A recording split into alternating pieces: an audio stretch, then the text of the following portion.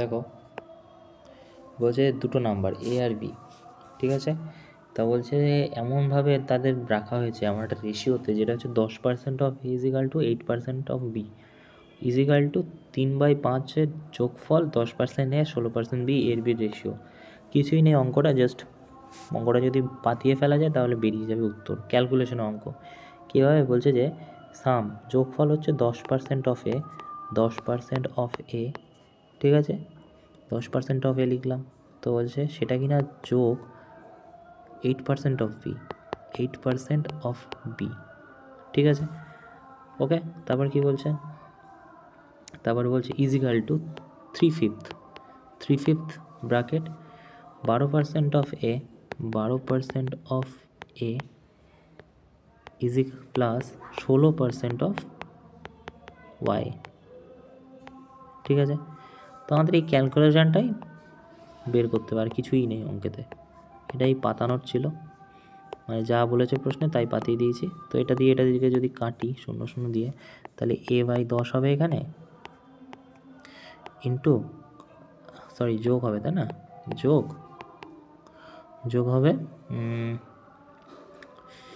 যোগ হবে কোনটা, যোগ হবে হচ্ছে 4 2 8, 4 25 100, মানে 2/2b/25, রাইট, 2b/25। তারপরে কি হচ্ছে ইজিক্যাল টু 3/5 কি হচ্ছে 3/5, এখানে কাটাকুটি করলে কি হবে, তুমি বলবে 2 50, 3 2 6 25, তার মানে 3 4 12, 4 25 100, 3a/25 প্লাস 16 50 4 25, 4b/25।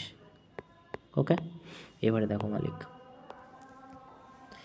এবারে আমরা যদি এখানে এলসিএম নিই তাহলে হবে 50 এলসিএম হবে 5 5 হবে, আর এখানে হচ্ছে কত 25 2 4b হচ্ছে, ইজিক্যাল টু কী হচ্ছে 3/5, ঠিক আছে, ইন্টু এটার এলসিএম কী হবে, এটার এলসিএম যদি আমি এই উপরে করি তাহলে নিচে চলে আসবে 25, আচ্ছা তাহলে এখানে নিচে চলে আসবে 25 চলে এলো, আর এখানে হবে 3a প্লাস 4b, তাই না, ঠিক আছে।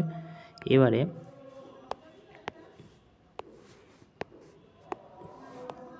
কী বলছে, এবারে আমরা এই 25 দিয়ে এই 50 কেটে দিতে পারি, 2 এলো, ঠিক আছে।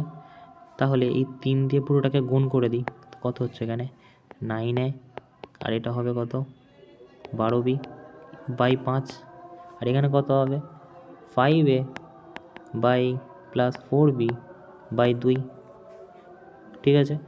এবারে আমরা এটাকে গুণ করে দিতে পারি, এখান থেকে আমি কেটে দিলাম, এটা এগুলো দরকার লাগছে না,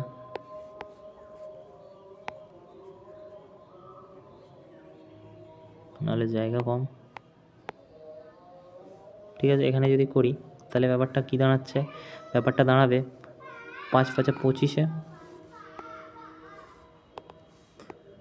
25, ঠিক আছে, আর হচ্ছে 4 5 20b is equal two 18a plus 24b, right.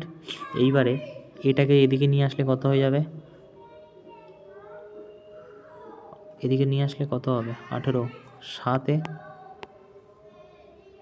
7, আর এদিকে 20টা ওদিকে নিয়ে গেলে 4b, আমাদের a/b বের করতে বলেছে, a/b হবে 4/7,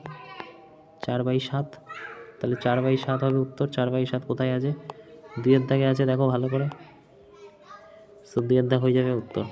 ওকে।